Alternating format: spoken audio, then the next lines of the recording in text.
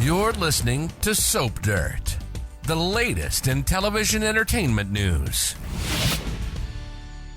Hey there, Young and the Restless fans. It is Belinda from Soap Dirt, and I have got your Young and the Restless episode info. This is for Y&R Today, Tuesday, July 18th, season 50, episode 202. There are only 2 scant spoilers for this day, but that doesn't matter because I have all the info for the entire episode for you. If you don't have time to watch, check us out right here, and we're going to give you everything that you need to know.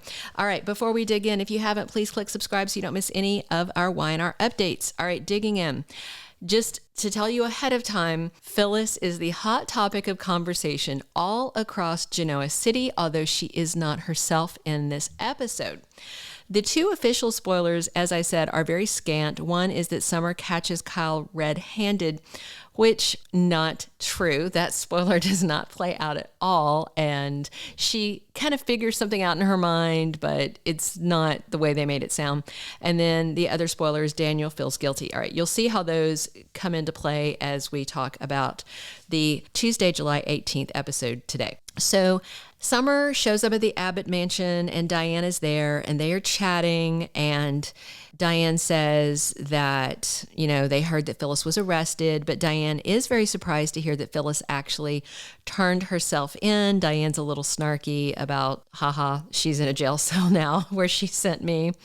But then Diane also encourages Summer about the fate of her marriage and says that she really thinks they can work it out. And Summer's like, why are you being so nice to me? And Diane's attitude is, if you make Kyle happy, then I'm happy. That's great. What is interesting is the 2 talk about some of their sketchy past behaviors. For instance, Summer tells her about blackmailing him into marrying her to get Lola a chunk of his liver. And Diane says, in the past, I certainly did a lot of lying. And if I was in your situation, if I was the old Diane, I'd be doing all kinds of lying and scheming. So they kind of bonded over their shady past. And then Summer's wondering, where's Kyle? Diane says, maybe he's out looking for you, but he's not out looking for Summer because instead he went looking to get laid with Audra. He is over at the GCAC upstairs in Audra's suite, getting busy with his new boss. And they talk about him coming to work at Newman Media. She says she knows there's some stuff happening because she heard from Nate about this family meeting. He offers to ask around for some Newman info for her. And she wonders, Summer as a Newman, what will she think about that? He does not seem to give 2 squirts about it. And this is their post-coital talk because the first part of their scenes are them doing the deed. Hot stuff, by the way. So he just doesn't care what Summer thinks because she betrayed him. And then he and Audra reiterate that they're keeping it casual, so he's not staying the night. He takes off just as Nate appears at her door to meet her for dinner. The big question is, will Nate keep the secret? Well, it won't matter soon because Summer is starting to put things together. So Kyle is then back at the Abbott mansion. He walks in and he is not happy to see his estranged wife there. And she smells perfume on him and is asking if he's been with someone else. He's completely ignoring her questions.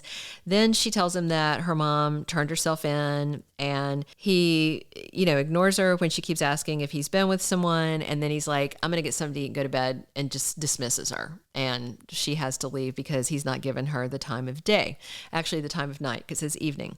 But then back over at the GCAC, we have Audra and Nate. They are eating dinner together. They're scheming, whatnot, the usual. And he tells her all about the Victor fit of rage at the ranch and says Newman Media is hers now because he is definitely going to be staying over at Newman Enterprises because it looks like he has got Nick's job for good now. And Summer, who of course is also staying at the GCAC now that she cannot stay at the Abbott mansion, is walking in past them and she smells the same perfume she smelled on Kyle. She doesn't say anything to Audra this is the confrontation with Audra is like on Friday and her confrontation with Kyle is a different day. So the spoiler was very misleading about catching them red-handed. No, she didn't. She's figured something out by the smell of that perfume, and ladies know the smell of perfume, don't we? All right. So back over at the Abbotts, Kyle's talking to Diane And he tells her he's going to work at Newman Media. She is trying to talk him down, but he is not having it. He basically said, Dad demoted me at Marchetti because of Summer. And he just says, I need to be my own man, stand on my own 2 feet.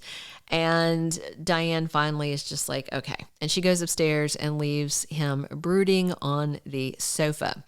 Also at the GCAC, which is obviously, they had been wearing out the society set, and now they're going to wear out the GCAC Jazz Lounge set.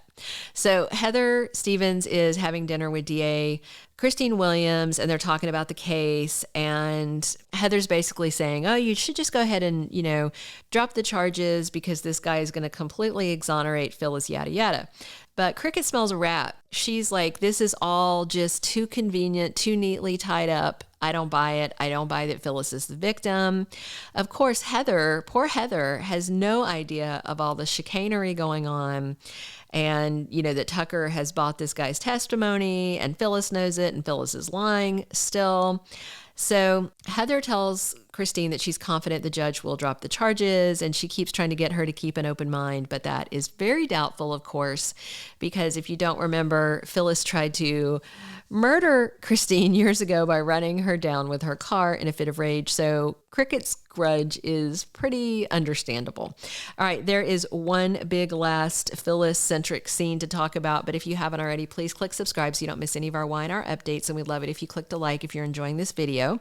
All right, so also talking about Phyllis, upstairs at the penthouse. We're not at the GCAC, we're over at the penthouse where Lily lives. Daniel drops by. He's stressed out. He says his mom is in jail, and he's also smelling a rat. He's like, this is all too neatly gift wrapped to my mom's benefit. And he suspects that Phyllis is still lying to everyone. And then Lily kind of distracts him with tales of Nate's being a jerk when he stopped by her apartment the day before. Then they do some kissing, and then he gets a text about the arraignment, and he's just not looking forward to that. So both the spoilers for the day were kind of weird, like Daniel feeling guilty. He sounded more to me like accusatory, and to be fair, rightly so, because his mom is definitely up to shenanigans, and Summer didn't catch Kyle. She figured it out. So both the spoilers were very off-putting for me, but the episode was pretty good. It was all just everybody talking about Phyllis. It wasn't action-packed. It was very, very dialogue-heavy, except for we're on day 2 of sex scenes. Day 1 was Chance and Sharon knocking things off the stockroom shelves while they were doing it. At least Kyle and Audra are in a bed. All right, so Wednesday, who knows who we're going to see hooking up. You never know. They're still into July sweeps, and they're trying to give us all the good stuff. So we shall see. We'd love to hear your comments. Thank you for being a loyal listener. Follow us wherever you get your podcast, because you don't want to miss the next episode. Soap Dirt is on all the major podcast platforms, including Apple Podcast, Spotify, iHeartRadio, and more.